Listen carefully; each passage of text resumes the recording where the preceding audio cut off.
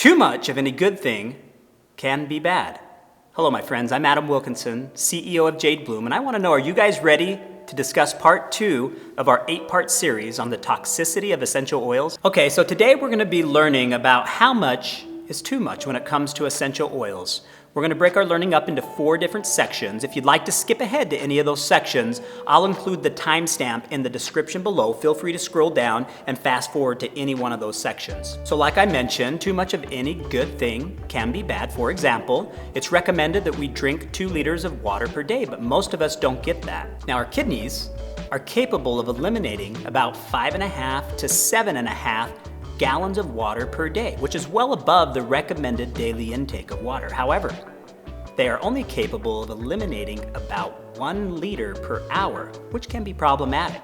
Because of this, drinking too much water can be a bad thing, and there are reports every year of people dying from drinking too much water. It's water poisoning. Typically, those reports show people drinking at least 10 or more liters within a few hours.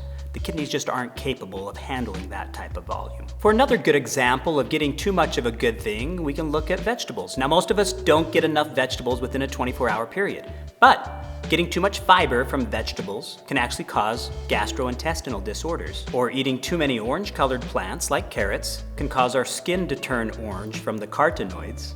Even diving into a whole plant-based diet, if your body's not used to that, and maybe you've tried this, can make you sick. Plants are full of toxins, and you can't eat too many above the ability of your kidney and livers to detoxify them. The most problematic plant toxins are called oxalates. Oxalates are responsible for pain, neurological disorders, kidney stones, and in some cases, even death. I bet you can never guess which plant is the biggest culprit of oxalates. It's actually raw spinach. Now, folks, don't get me wrong, most of us don't eat near enough plants for it to be problematic. Most of us don't get enough plants. That's the problem. There should be a balance in everything. I don't want you to leave this YouTube series and say, Adam told me I shouldn't eat my green vegetables. That's bull. Eat your vegetables. But I'm not here today to take you on a tangent about water or about vegetables, and I suppose you aren't either. Let's talk oils.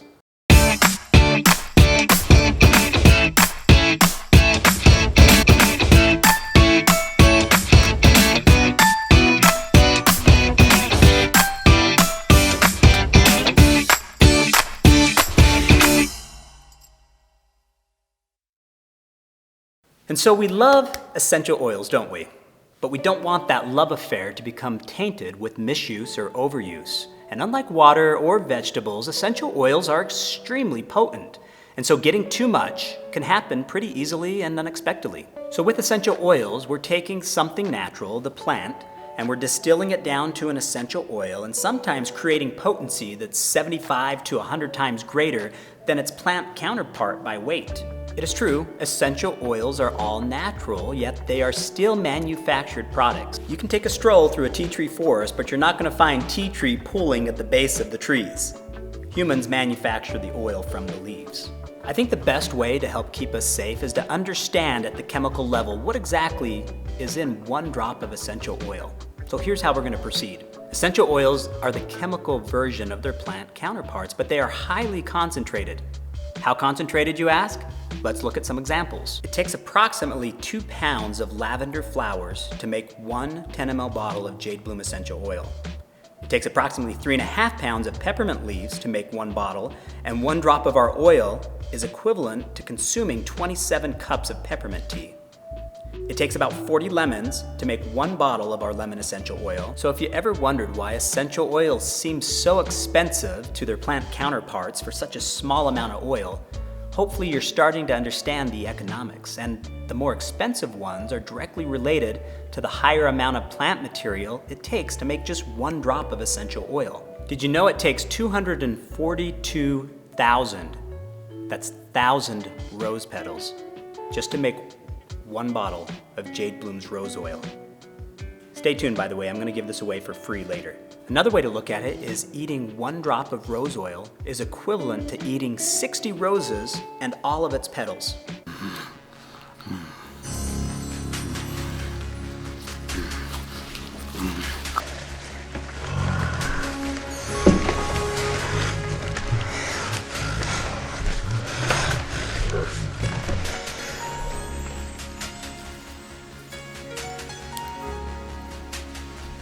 They say pictures are worth 1,000 words. I think you got it. So what I would actually like to do now is take a look at a GCMS report with you so that when we talk about 1 drop of essential oil, you visually start to picture what is in that 1 drop of oil that you're consuming or inhaling or putting on your body. Jade Bloom performs a myriad of tests on every batch of essential oil that we distill. One of those tests is called the GCMS test. The test we're going to be looking at we just received on a newly distilled batch of frankincense Serrata essential oil. Now if you're new to looking at these tests, the first thing that probably stands out is there are a lot of words that you don't recognize and a lot of numbers that don't mean anything, and that's okay. I just don't want you to worry because in the next few minutes, you're going to be newly empowered. Isn't this exciting? I'll get excited for you if you're not excited. Are you excited? I want you to be excited. Get excited. Get excited. Get excited. Here we go.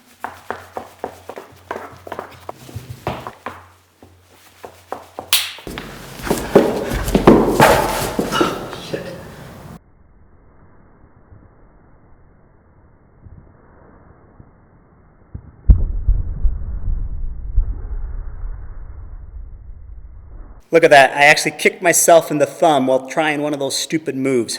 I'm winded now, give me a second. Okay, looking back at this report, you see the compound column with the name of the natural chemical that was detected in the essential oil. You also see the RT or retention time column indicating the amount of time it took for the compounds to reach the mass spectrometer detector. And finally, the area sum percentage column indicating the amount of that compound present in the material. So in other words, we tested for the actual chemicals in the oil, the time that it took to detect each chemical, and the percentage of each. So you see how a GCMS test could discover a fake oil if synthetic chemicals show up in the report that aren't supposed to be there, or even natural chemicals that don't exist in the plant and nature all of a sudden show up on the GCMS report. Now we're not going to go into the science in any more detail than what we already have on GCMS testing here, but if you're interested in understanding it a little deeper, we did create a video a few years back that animates and illustrates the process for you. I'll include a link in the description below. Right now, what I simply want to do is help you understand how to better read a GCMS report so that you understand the chemistry of an essential oil on our ultimate path to understanding how much is too much.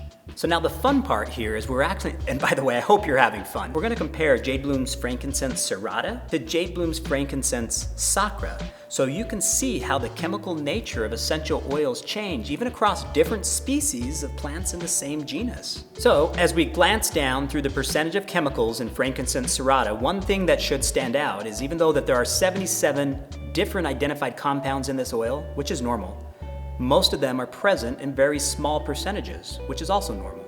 So it's typical that when inspecting an essential oil at the chemical level, you will see 1 to 3 main constituents that make up the majority of the oil's composition. So here in the case of frankincense Serrata, you can see that alpha-theugene is the one major constituent, which is typical of Serrata versus the other frankincense species. We can see here that alpha-theugene makes up about 68%, while alpha-pinene comes in second at almost 7%. Now, when we compare the GCMS test of frankincense Serrata to frankincense Sacra, the first thing you'll notice is that Sacra has almost no alpha-theugene, yet it's frankincense. But it's extremely high in alpha-pinene at 73.23%. It's fascinating. What does that mean? Now, the first information that gives you is when you're getting ready to purchase frankincense Sacra, the first thing you should do is check the GCMS report and compare alpha-theugene to alpha-pinene levels. You know what those should look like. Because if you have an oil being advertised as frankincense Sacra, but the GCMS report shows that the majority of the oil is not made up of alpha-pinene, maybe perhaps alpha-theugene, you should know that the frankincense is most likely Serrata and not Sacra. Come on now, isn't that cool? Boom, you're empowered. Boom, sprinkle magic empowerment dust all over you. Maybe Jade Bloom should make an empowerment blend. You can just sprinkle empowerment dust all over yourself. I'm just sure your skeptical essential oil friends would love that. Also, I haven't been sick once since I started using essential oil. Okay, so now we know that frankincense Sacra is heavier in alpha-pinene, while frankincense Serrata is made up mostly of alpha-theugene, but for that to actually mean anything to us, we need to understand at the chemical level how each of those chemicals interact with the human body. Because at the molecular level, alpha-pinene is very different to alpha-theugene, and a 15 to 20 minute Google search comparing the two and the differences will empower you and help you understand which essential oils to buy, how to use them, and you can do this with any essential oil. We're not going to dive into the differences in this video. Maybe we'll save another video for that. Learn to look for what makes up the majority of an essential oil, which chemicals, and then do a search on those chemicals and see if that's what you're looking for, if that's what you need help with, if that's what you're hoping will end this video, because I am done talking. Okay, I know some of you just absolutely love the chemistry of essential oils, and others of you just want to know that they work, and that's okay. I do think it's important that all of us have at least a basic understanding of how to read a GCMS report, how to determine why essential oils work the way that they work, so that as we're making decisions for ourselves, for our families, we know which oil to use, how much to use it, how much is too much, when to stop, all of that. Understanding the chemistry and how those chemicals interact with our bodies will help you make those right choices. And knowledge is power. All right, moving on from the chemistry, I want to look now what can happen when you do take too much, whether that's ingesting, using it topically, or inhaling. First off, if you missed our video on should you ingest essential oils, you need to go back and watch it. It's a great video. We have a lot of documented injuries from ingestion. We have a list of oils that have no business going near your mouth. We do make the case for safe ingestion.